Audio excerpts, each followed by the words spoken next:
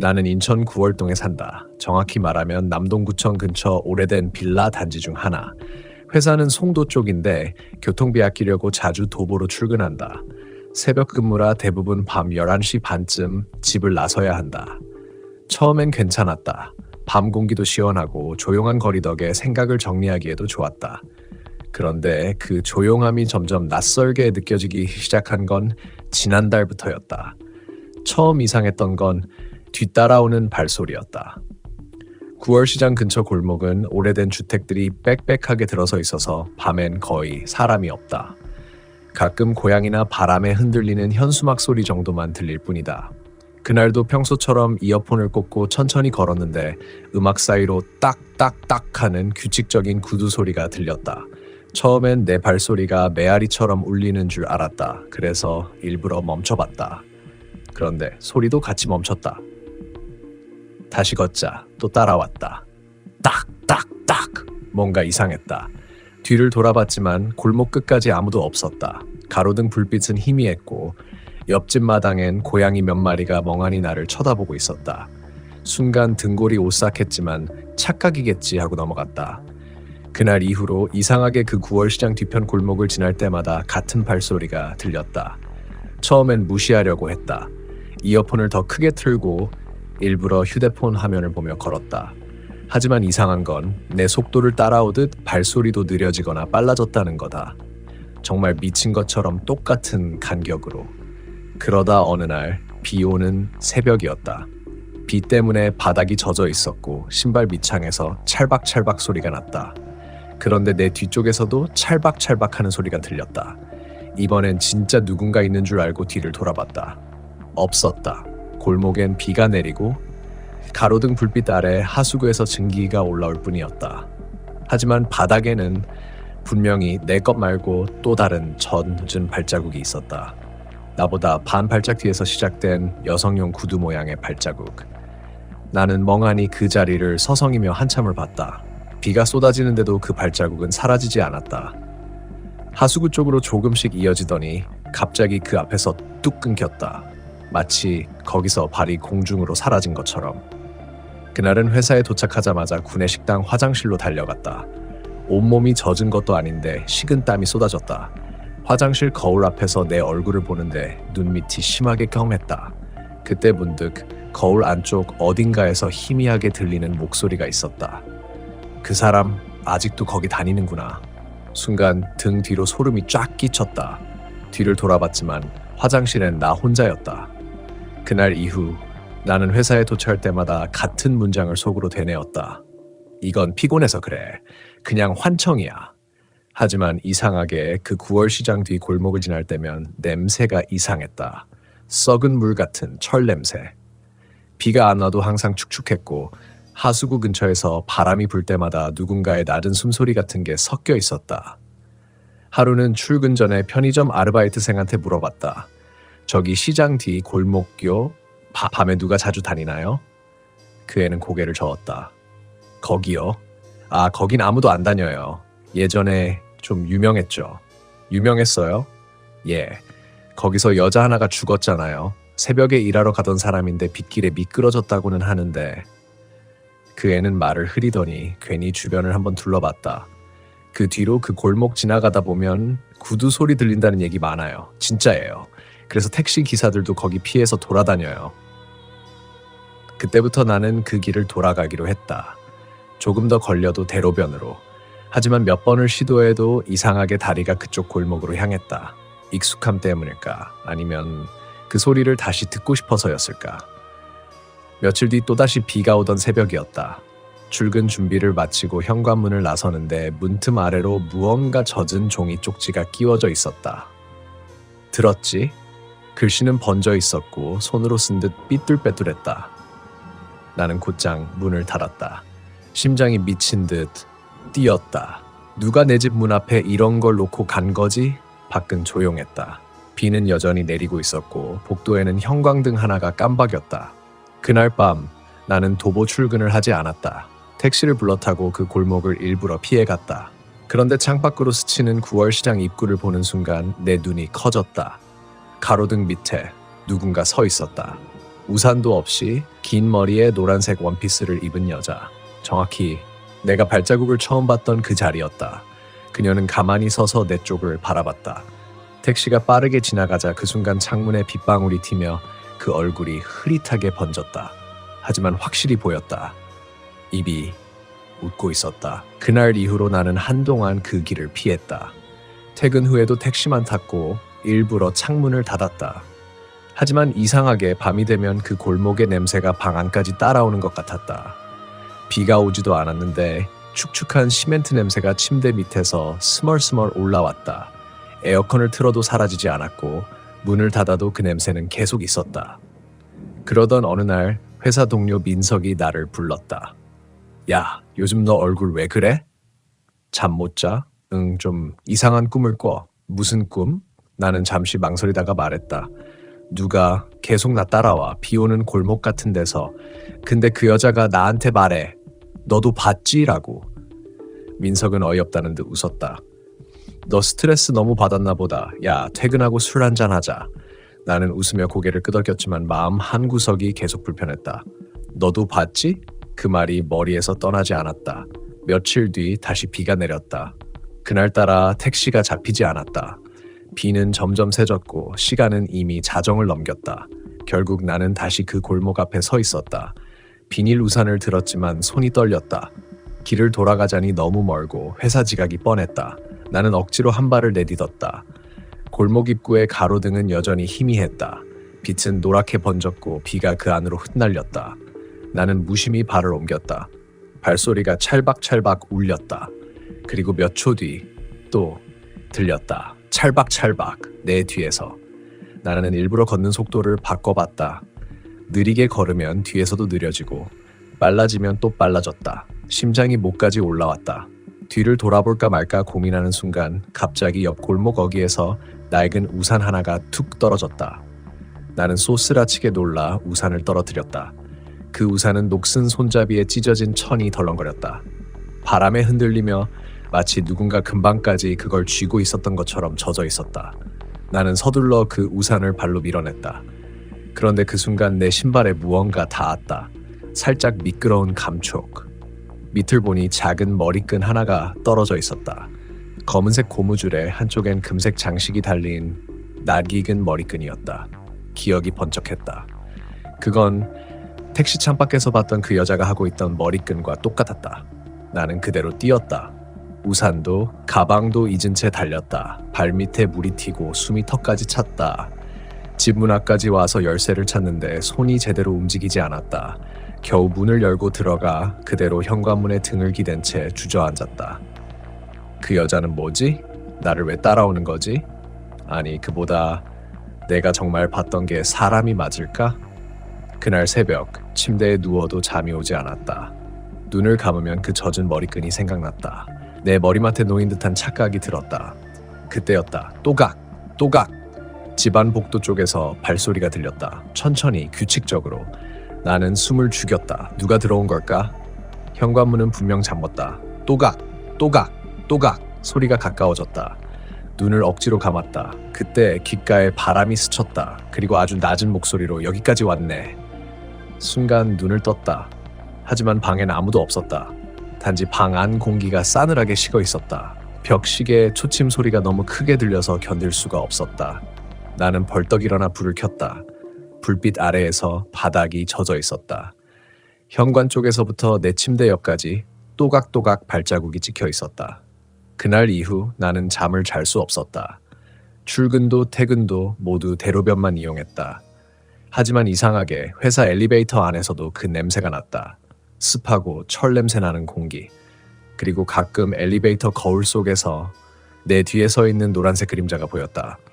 처음엔 단순히 형광등 반사인 줄 알았지만 한 번은 명확히 봤다. 그림자가 웃고 있었다. 입만 천천히. 나는 결국 민석에게 모든 걸 털어놨다. 나 누가 따라다니는 것 같아. 민석은 진지하게 내 얼굴을 보더니 말했다. 너 혹시 그 골목에서 뭘 주웠어? 그 말에 심장이 철렁 내려앉았다.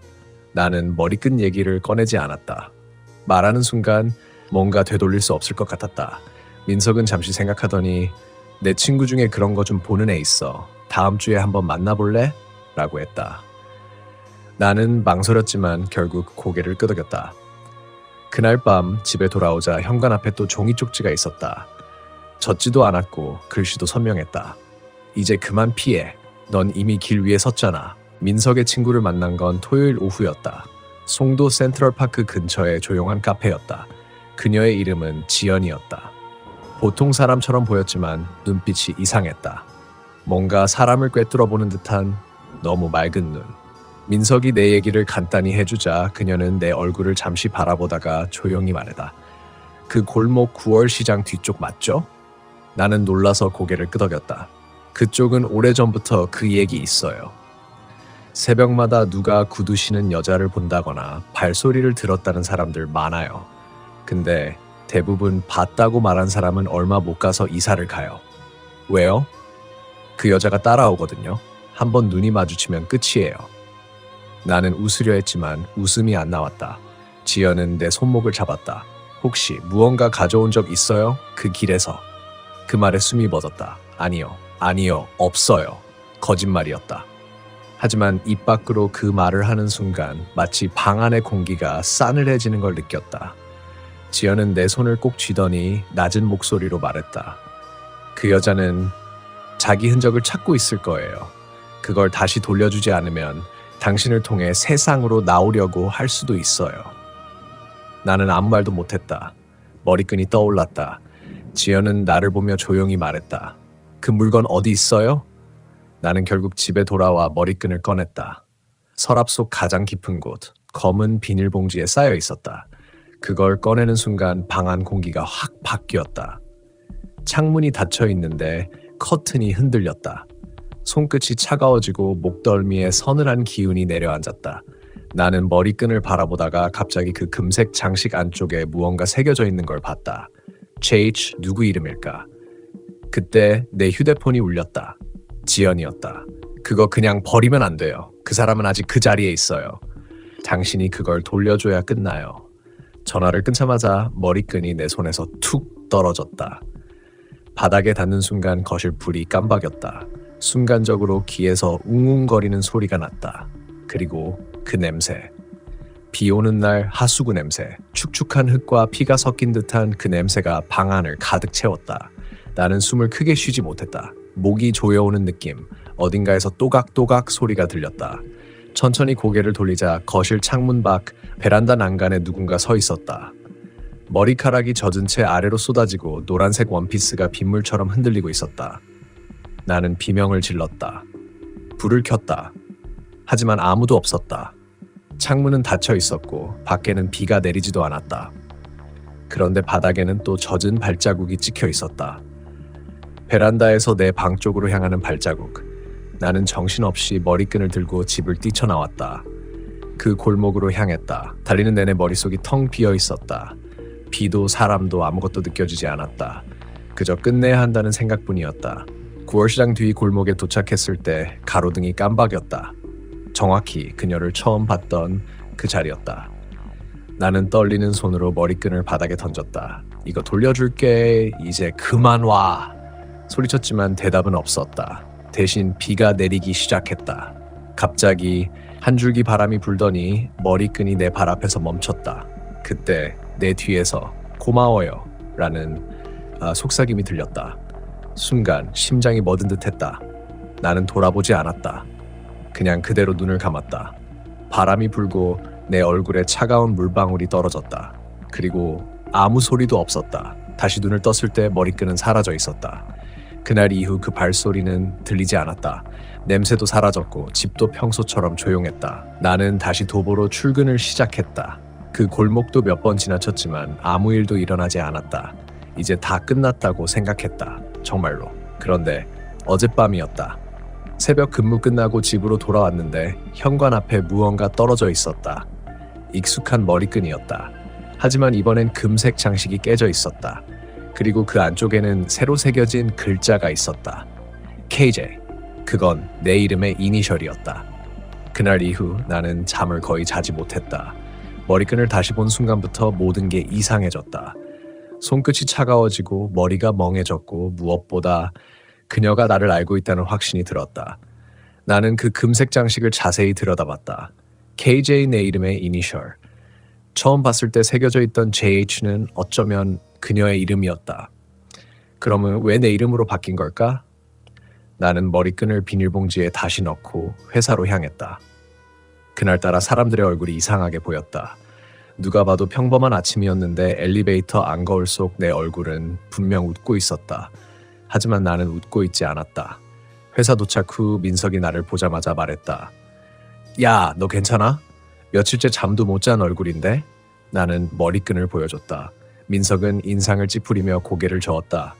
이거 아직 가지고 있었어? 그만 좀 해. 그냥 버려. 못 버려. 왜? 버릴수록 더 가까워져. 그 말을 하고 나서야 내가 무슨 말을 한 건지 스스로도 이해가 안 됐다. 하지만 그건 진심이었다. 버리면 버릴수록 그녀가 더 가까워졌다. 그녀의 발소리, 냄새, 그리고 웃음소리 모두 다시 돌아오고 있었다. 그날 밤 민석에게서 메시지가 왔다. 지연이가 너한테 연락 안 돼서 걱정하더라. 내일 저녁에 다시 보자. 뭔가 이상하대. 나는 답장을 보내지 않았다. 휴대폰을 침대 위에 던져두고 샤워를 하려는 순간 화장실 거울에서 문득 시선이 멈췄다. 거울 안에 내가 아주 천천히 고개를 돌리고 있었다. 나는 그대로 얼어붙었다. 그 그림자는 분명 나였지만 움직임이 달랐다. 입가가 천천히 부자연스럽게 위로 올라갔다. 그 웃음은 내가 알던 내 얼굴이 아니었다. 순간 거울 표면이 뚝 하고 갈라졌다. 물이 떨어지지도 않았는데 금이 퍼졌다. 그리고 귓가에 익숙한 속삭임이 들렸다. 이제 내 차례야. 나는 그대로 뒷걸음질 치다 화장실 문을 닫았다. 문 뒤에서 딱 구두 소리가 났다. 천천히, 아주 천천히 내 쪽으로 다가오는 소리. 그리고 문틈 아래로 흘러나온 건 빗물이었다. 맑은 물이 아니라 진한 녹색빛이 도는 물. 그 속에서 머리카락 몇 가닥이 떠올랐다. 나는 문을 열지 못했다. 그저 손으로 귀를 막고 그만해, 제발 하고 중얼거릴 뿐이었다. 하지만 소리는 멈추지 않았다. 오히려 가까워졌다. 딱! 그리고 멈췄다. 문 바로 앞에서. 갑자기 문틈으로 톡 하고 무언가 떨어졌다. 바닥에 부딪히는 소리가 너무 선명해서 나는 그걸 보지 않을 수 없었다. 그건 머리끈의 금색 장식이었다. 깨져서 반으로 갈라진 그 조각 안쪽에는 작게 새겨진 문구가 있었다. 내가 대신 살아줘서 고마워. 나는 그대로 바닥에 주저앉았다. 숨을 쉴 수가 없었다. 무언가 내 목을 짓눌렀다. 눈앞이 점 흐려지고 귀에서 웅웅거리는 소리가 들렸다. 그때 어디선가 휴대폰 진동이 울렸다. 손이 떨리며 화면을 봤다. 지연이었다. 지금 당신 집 앞이에요. 문 열지 마요.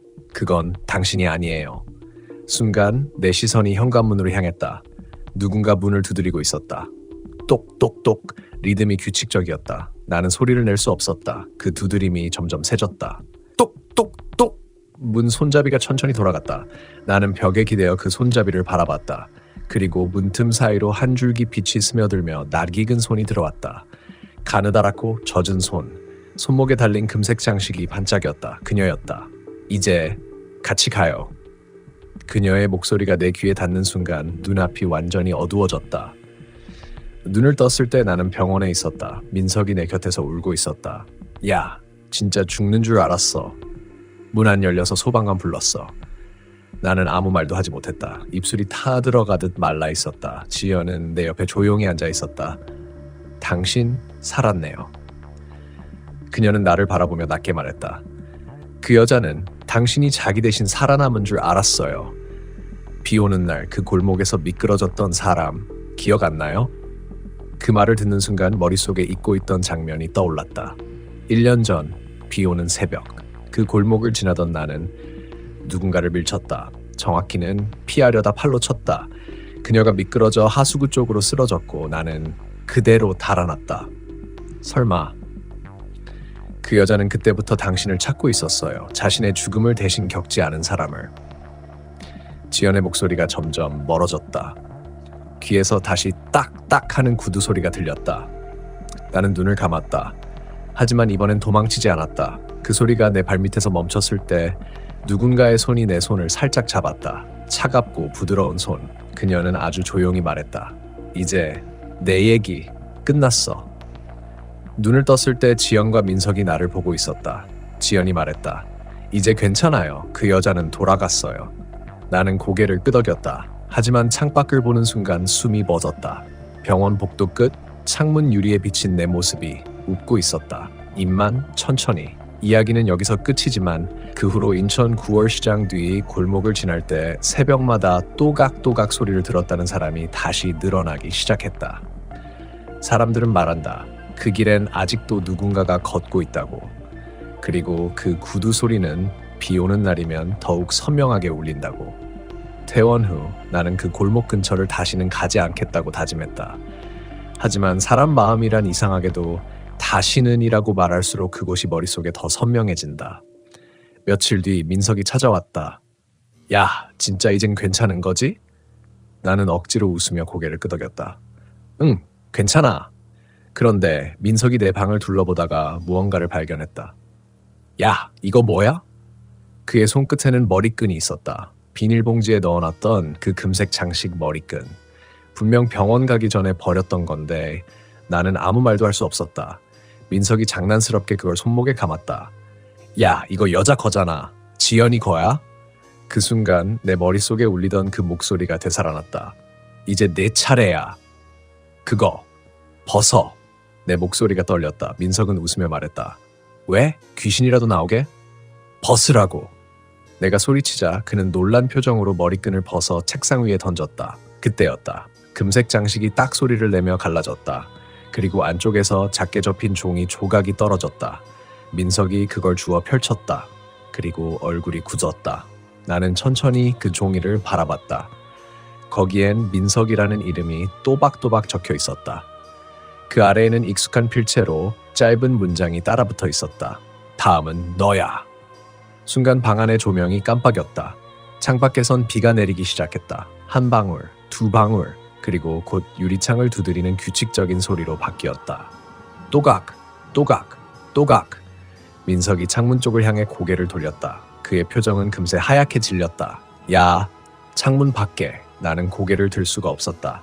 유리창 너머 흐릿한 그림자가 서 있었다. 비에 젖은 머리카락이 얼굴을 가리고 있었고 그 발밑에는 또 하나의 금색 머리끈이 떨어져 있었다.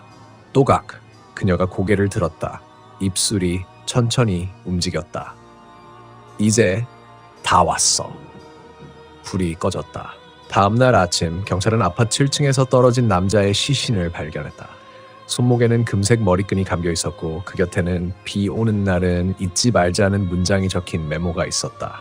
그리고 같은 시각 나는 집 안에서 알 수 없는 진동 소리에 눈을 떴다.